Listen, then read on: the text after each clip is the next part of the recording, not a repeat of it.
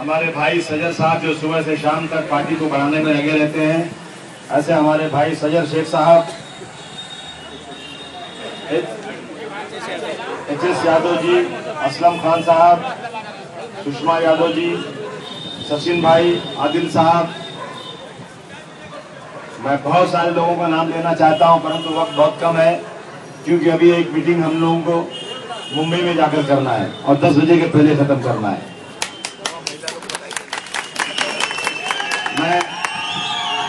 मुझे आज बहुत खुशी है इस बात की, बहुत खुशी है इस बात की कि आज बहुत बड़ी तादाद में हमारी बहनें बैठी हैं यहाँ पर और इन बहनों के बैठने से मेरा हौसला बुलंद हो गया है कि समाजवादी पार्टी जरूर बढ़ेगी।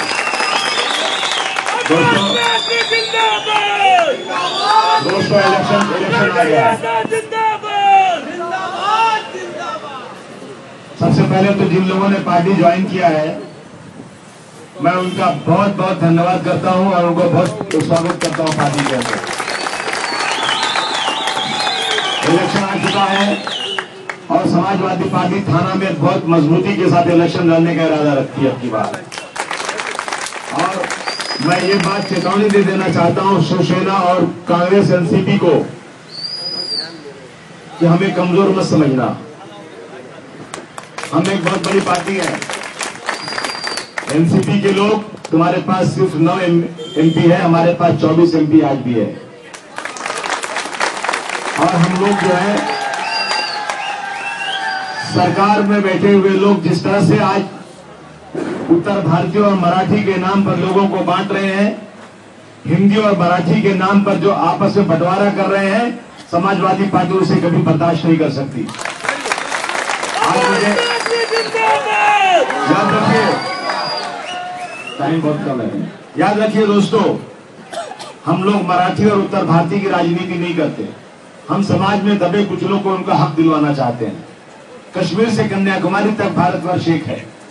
यदि किसी ने किसी को कहीं से रोकने की कोशिश की तो हम उसकी ईंट से बजाकर रख देंगे और हम उसे कभी बर्दाश्त नहीं कर सकते। मैं हमेशा इस बात को कहता हूं कि हम मराठी भाइयों के बहुत आभारी हैं। हम उनका बहुत धन्यवाद प्रकट करते हैं, दिल की गहराई से उनका शुक्रिया अदा करते हैं क्योंकि हमारे जैसे लोग, रामनयन जैसे लोग अपना गांव घर छोड़ करके मुंबई थाना में आकर रोजी रोटी कमा रहे हैं और कभी भी मराठी भाइयों से झगड़ा नहीं हुआ बल्कि आपस में प्यार मोहब्बत करी।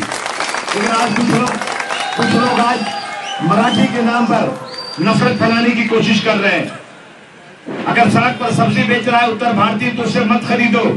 मैं तो कहता हूं अगर मेरी सरकार होती ना तो राज ठाकरे के हाथ में उसी दिन हथकड़ी लगवा देता जिस दिन इस तरह की बात करता। तो ये सोशल बाइकआउट की बात है। सोशल बाइकआउट इस देश में इसी देश के रहने वालों का किया जाएगा, ये कभी बर्दाश्त नहीं किया जा सकता। आज उत्तर भारतीयों के साथ जुल्म हो रहा है। आज उनके इलाके में पानी नहीं मिल रहा पीने का। आज महंगाई बढ़ती जा रही है।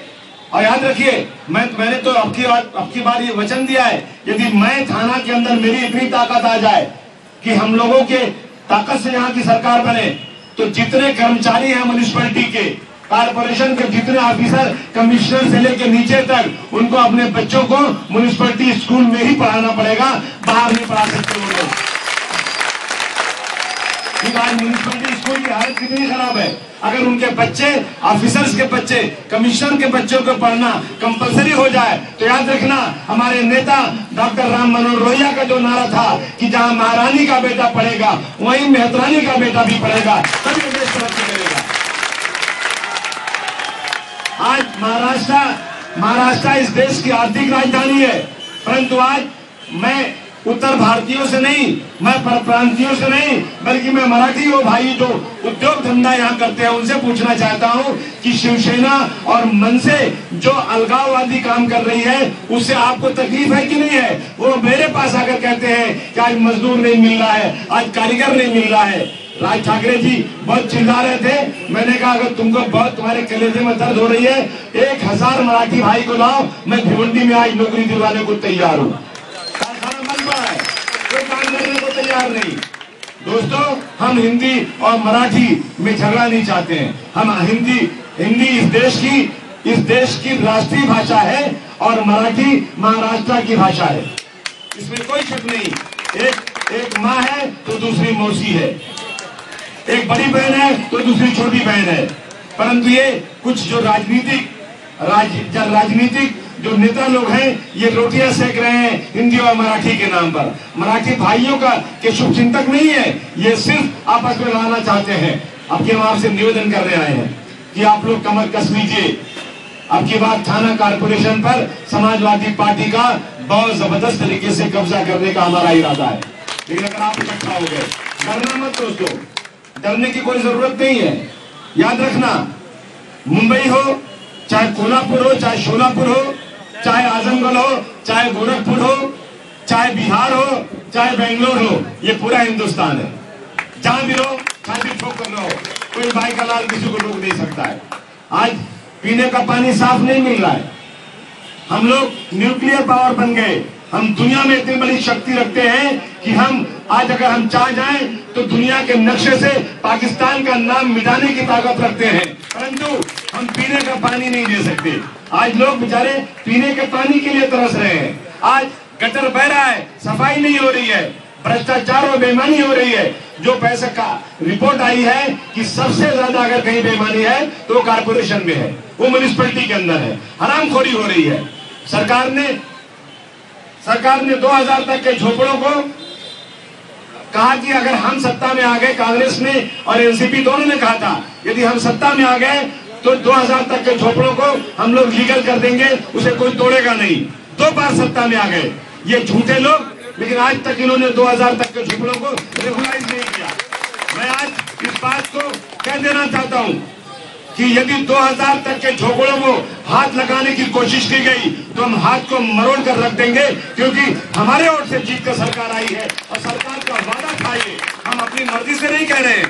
सरकार ने छाप कर दिया था, सरकार ने ऐलान किया था, अखबार में छपवा कर पब्लिसिटी किया था कि अगर हम लोग जीत कर आ जाएंगे तो 2000 तक के झोपड़ों को हम रेगुलाइज कर देंगे, उसे कोई तोड़ेगा नहीं। जब हमारे ओर से तुम चुनकर आ गए और तुमने वादा किया था तो किस माँ ने दूध पिलाया है जो मेरे झोपड़े को हाथ लगा सकता है? और अगर एक झोपड़ा भी टूटा, मैं तो यहाँ तक कहना चाहता हूँ कि जितने झोपड़े आज तक बन चुके हैं वो भी कोई तोड़ नहीं सकता।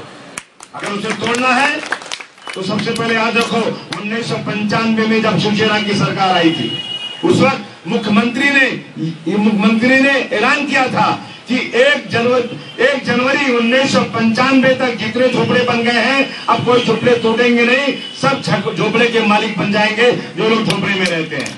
और उसके बाद उन्होंने ये भी कहा था अब इसके बाद अगर कोई झोपड़ा बना तो वहां का म्युनिसिपैलिटी का वार्ड ऑफिसर, वहां का पुलिस का बीट ऑफिसर वो जिम्मेदार होगा झोपड़े बनवाने का, उसको सस्पेंड करके उस पर मुकदमा चलाया जाएगा। मैं पूछना चाहता हूं कि अगर कल कोई झोपड़ा बना है तो म्युनिसिपैलिटी के अफसर पर कार्रवाई हुई क्या, बीट अफसर पर कार्रवाई हुई क्या?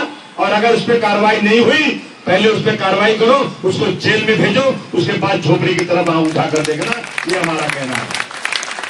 100 माले की बिल्डिंग बन रही है, 50 माले की बिल्डिंग बन रही है, लेकिन झोपड़ा अगर एक आदमी के परिवार में 5 लोग रहते हैं, मियाँ बीवी माँ बाप रहते हैं, बेटे की शादी हो गई और बेचारा थोड़ा सा झोपड़ा ऊंचा करके और ऐसा जिसमें झुक कर जा रहा है, खड़े होकर के भी नहीं जा रहा है, उस झोपड़े को अगर बना रहा है तो सरकार का कलेजा फट जाता है। झोपड़ा जब बिल्डिंग 100 माले की बन सकती है तो झोपड़ा भी 1-2 माले का बनाने का परमिशन मिलना ही चाहिए। याद रखिए इस बात को। हम तो गांव में अगर हमारा घर ये देख लें, हम भैया लोगों का घर देख लें तो इनका कलेजा फट जाएगा। कितना बड़ा हम लोग का घर बा, इतना बड़ा घर जिसमें मुंबई में लोग आकर रहते हैं, उसमें तो हम लोग गांव में बकरी भी नहीं पालते, मुर्गी भी नहीं पालते। परंतु क्या है, परंतु यहाँ पर इसलिए चले आते हैं कि रोजी रोटी नहीं है। राज ठाकरे जी बहुत चिल्ला रहे हैं कि महाराष्ट्र में पर प्रांतीय आकर रोजी रोटी कमाते हैं। अरे भाई, तुमको महाराष्ट्र के किसान नजर नहीं आ रहे? तुम जाकर देखो, इसी विदर्भ के किसान, शर्म आना चाहिए, चुल्लू भर पानी में डूब मरना चाहिए। यूपी और बिहार का बेचारा अगर गरीब यहाँ आके कमा रहा है और इस देश की आर्थिक राजधानी महाराष्ट्र के गांव का रहने वाला किसान भी रोजाना आत्महत्या कर रहा है और तुम उसे बचा नहीं पा रहे हो कि वो चुल्लू भर पानी में डूब मरना चाहिए। अब की बार साइकिल चलेगी यहाँ से उत्तर प्रदेश तक, समझ लिया। बहुत जबरदस्त रिपोर्ट आ रही है। वो दिन टेलीविजन वाला बोला कि 135 सीट मुलायम सिंह यादव की जीत के आई, और आज मालूम है कितना बोला? आज बोला 175 सीट जीत कर आई। समझ रहा कि दिन ब दिन हमारे से क्रिया बढ़त बा, दिन ब दिन बढ़त बा, और हाथी का पता नहीं है कहाँ चली गई। ये पंजा, ये तो होली पंजा है। उत्तर बिहार वालों ने ऐसा जोरदार इस पंजे को मरोड़ा कि खाली 4 सीट जीत कर आई। एक दिन हमके मिले कृपा शंकर, कहा अबू आसिम तुम बहुत बोल रहे हो भैया, चाहे तो तुम्हारे पास से मिलने हैं। मैंने कहा भैया तुम्हारे कितने हैं बिहार में? तो बहुत पुरानी पार्टी हो, 125 साल पुरानी पार्टी, और बहुत बड़ी बात कर रहे हो। राहुल गांधी सोनिया गांधी का पिल्ला वो गया रहा बिहार। सब पूछे वहां पर बिहारी लोग पूछे कि महाराष्ट्र में सरकार किसकी है? तुम्हारी है, और हमारे बिहारी वहां मार खा रहे हैं, और तुम बुर्बक यहाँ वोट मांगने आया है? वापस चले यहाँ से। कितना सीट दिए? 4 सीट। तो 4 सीट अगर मैं उत्तर प्रदेश से मुलायम सिंह यादव की साइकिल को लाकर यहाँ जिता रहा हूँ, तो कृपा शंकर सिंह तुम्हें चुल्लू भर पानी में डूब जाना चाहिए।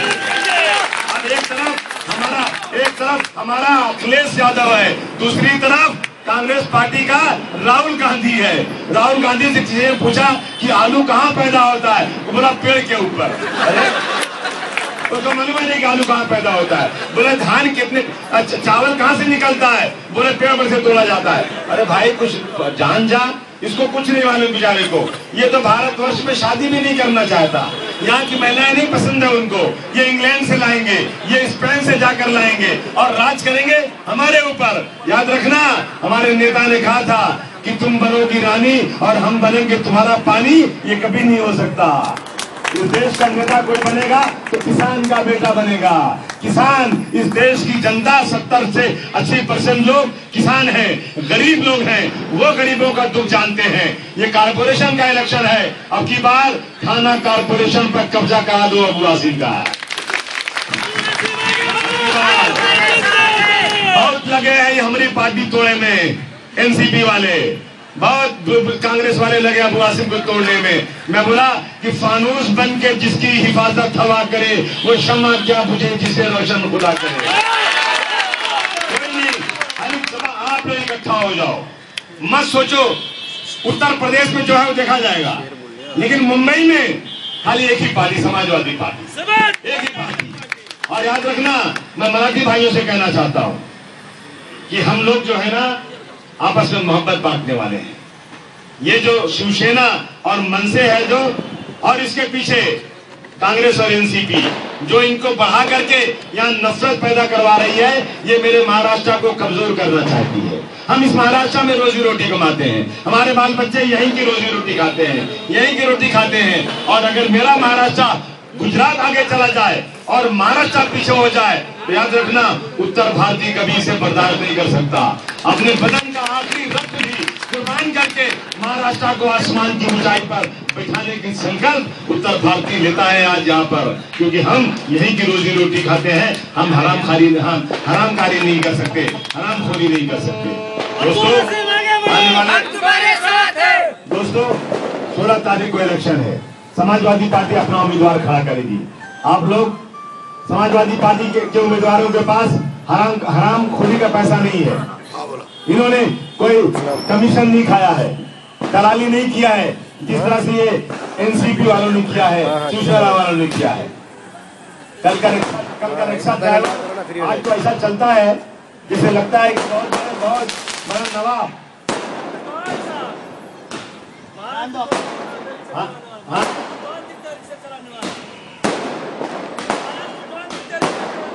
हाँ जोर से महाराज का डॉन दिखता है।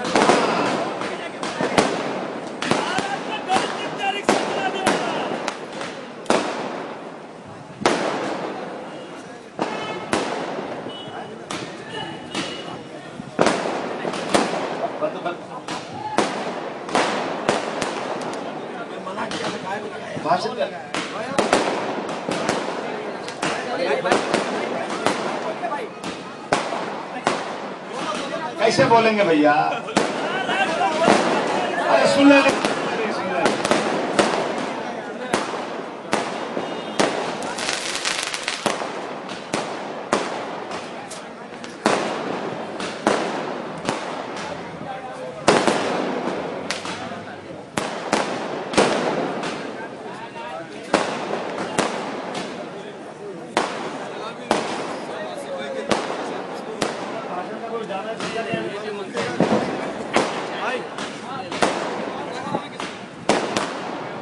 शेर बोला है लास्ट में।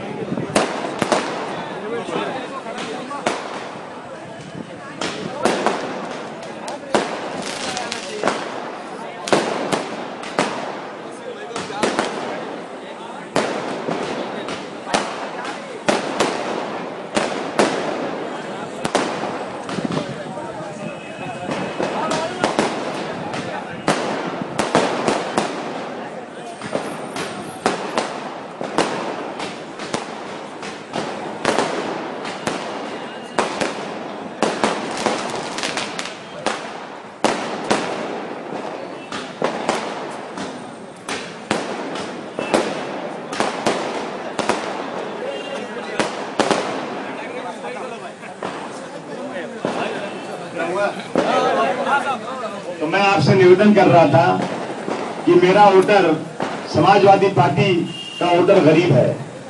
हम गरीबों की लड़ाई लड़ रहे हैं, अमीरों की लड़ाई नहीं लड़ रहे हैं। और हमने हर मंच पर कहा है कि कहीं किसी मिल मालिक का और किसी मजदूर का झगड़ा हो जाए, किसी अमीर का किसी टैक्सी वाले रिक्शे वाले से झगड़ा हो जाए, तो मेरे लोगों का कर्तव्य होता है कि उस गरीब के कंधे से कंधा मिलाकर उसकी लड़ाई लड़े। ये समाजवादी पार्टी करना चाहती है। समाजवादी पार्टी से जो इलेक्शन लड़ रहे हैं वो अमीर लोग नहीं है और हमें अमीर चाहिए भी नहीं। याद रखिए, अगर कोई अमीर आएगा इलेक्शन लड़ने के लिए और 25 लाख 50 लाख खर्चा करके इलेक्शन जीतेगा, तो जो फंड मिलेगा गरीबों के इलाके में पानी के लिए, गटर के लिए, अस्पताल के लिए, वो हरामखोरी में लेकर जाएगा। मैं कहना चाहता हूं कि पैसा खर्च मत करो और पैसा कमाओ मत, क्योंकि राजनीति में जो है ना, राजनीति में मेहनत करना चाहिए, ईमानदारी से काम करना चाहिए। आइए मेरे इलाके में देखिए आप लोग, मैं जहां से एमएलए चुनकर आया हूं, 1 लाख पैसा हरामखोरी में नहीं जाता है। मेरा पूरा का पूरा काम की लिस्ट लगी हुई, आओ कोई भी चेक कर लो। जितना फंड मिलता है उससे शायद थोड़ा ज्यादा मैं मेरे पास से भी कोई पैसे लगा करके वहां काम कर रहा हूं, मुझे पैसे लेता हूं। इसलिए मैं कहना चाहता हूं दोस्तों, यहाँ तो रिक्शे वाले भी बड़े आदमी बन गए, डॉन बन गए, इतना पैसा कमा लिए। तो मैं एक दिन देखा उसको एमएलए बन गया, तो मैं बोला कि फर्श मखमल पे मेरे पांव छिले जाते हैं और खाऊं मक्खन तो मेरे दांत हिले जाते हैं। इतना ज्यादा हो गया। तो ये आएंगे, पैसे बांटेंगे, 1000 की नोट देंगे कि हमको वोट दो, ये कहते हैं हम वोट खरीद लेंगे। लेकिन मुझे मालूम है कि समाजवादी पार्टी और मेरे नेता मुलायम सिंह यादव की नीतियों को मानने वाला पैसे पर बिकने वाला नहीं है, वसूली आदमी है। मुझे पूरा उम्मीद है, मैं इस बात को पूरा विश्वास है, इसलिए मैं आज यहाँ आया हूँ कि अब की बार गरीब लोग मेरे लोगों को चुनकर लाएंगे और अब की बार छाती ठोक करके, जब एक बार इतनी ताकत दे दोगे ना कि थाना की कारपोरेशन में मेरी ताकत से मेयर बनेगा, तो फिर गमछा पहन करके, धोती पहन के बिरहा गाते हुए आना अंदर, कोई रोक नहीं सकता। यही आपसे निवेदन करना है भैया, वोट बांटिएगा मत और डर के मत वोट दीजिएगा। अब मुझे नहीं लगता कि कोई भाई डरता वरता होगा, नहीं, जो डर गया वो मर गया, डरना नहीं है। अरे हम क्या करेंगे यार, हम लोग तो कृष्ण भगवान की और कृष्ण भगवान की तरह से हैं। जिस तरह से कृष्ण भगवान को 2 माँ, एक माँ ने पैदा किया, एक माँ ने पाला, उसी तरह से हमारी माँ एक पैदा करने वाली उत्तर भारत है और पालने वाली हमारी माँ महाराष्ट्र है। हम डरने वाले लोग नहीं है। इसलिए दोस्तों, अब की बार 16 तारीख को जब वोटिंग होना, तो समाजवादी पार्टी का जो भी उम्मीदवार बन जाए, टिकट मांग रहे हैं बहुत लोग। अब एक जगह से एक ही को टिकट मिलेगा, 3 को तो मिलेगा नहीं, 2 को तो मिलेगा नहीं। एक पार्टी का उम्मीदवार एक जगह से एक ही होगा, जिसको टिकट दे दिया जाए। देखो, ईमानदारी से टिकट देने की कोशिश की जाएगी, उसमें कोई बेईमानी नहीं होगी। पता लगाया जाएगा कौन जीत सकता है, उसको टिकट दिया जाएगा और बाकी लोग सब मिल करके उसको लड़ाएं। ये मैं निवेदन करने आया हूँ आप लोगों से। और मेरे नेता, मैंने कहा मुलायम सिंह यादव जी को कि उत्तर प्रदेश के बाद आपकी पार्टी सबसे बड़ी पार्टी अगर कहीं बनेगी तो महाराष्ट्र में बनेगी। मैं इस तरह संकल्प देता हूं और आप लोगों को भरोसा रखा है, आप ही लोगों को भरोसे के ऊपर। यदि आप इकट्ठा रहेंगे तो फिर ये मत सोचिए कौन जीत रहा है कौन हार रहा है, कोई जीत जाए उससे कोई मतलब नहीं। हमारा वोट हमारे साथ रहना चाहिए, हमारा वोट एक साथ हमारे साथ आ गया ना, वो जीत के लिए काफी है। आगे आपको डराएंगे धमकाएंगे कुछ नहीं, सीधा और बूथ में बैठाना अब की बार अच्छे लड़के एकदम, हाँ, और एकदम बैठना अंदर, जहां किसी ने बोगस किया ना, मार देना पटाखा खींच के जोर से, ये बेईमानी नहीं चलेगी। अब की जीता के बाद 5 साल बाद फिर कारपोरेशन का इलेक्शन आई। अब की बार कारपोरेशन में बड़ी तादाद में लोगों को भेजा गया है, तो सब साथ रहिए भैया, आप लोग यही बोलने आए थे। और उत्तर प्रदेश का भी ख्याल करिएगा, क्योंकि यूपी में भी इलेक्शन है और वहां तो सरकार बन रही है। वहां की सरकार, मुलायम सिंह यादव की सरकार अगर अपने बलबूते पर अब की बार बन जाए, जैसा अखबार वाले बोल रहे हैं, तो मैं चैलेंज के साथ कह सकता हूं कि आने वाले जब 2014 में इलेक्शन होगा तो मेरा नेता, धोती कुर्ते वाला मेरा यादव नेता, वो दिल्ली की गद्दी पर बैठेगा। जिस दिन मुलायम सिंह यादव दिल्ली की गद्दी पर बैठ गया, इस देश के किसान को कोई तकलीफ नहीं होगी। टाटा बिरला को तकलीफ हो जाए तो हो जाए, लेकिन किसान को तकलीफ नहीं होगी। ये आपसे बोलने आया था। आप लोगों से निवेदन पेश करके जा रहा हूं कि अभी टिकट का बंटवारा नहीं हुआ है, अभी उम्मीदवार घोषित नहीं हुए हैं, हो जाएंगे फिर आपके बीच में आएंगे। लेकिन सब लोग साइकिल निशान भूलिएगा नहीं और साइकिल पर ही वोट दीजिएगा। ये आपका बहुत बहुत धन्यवाद, बहुत बड़ा आभार।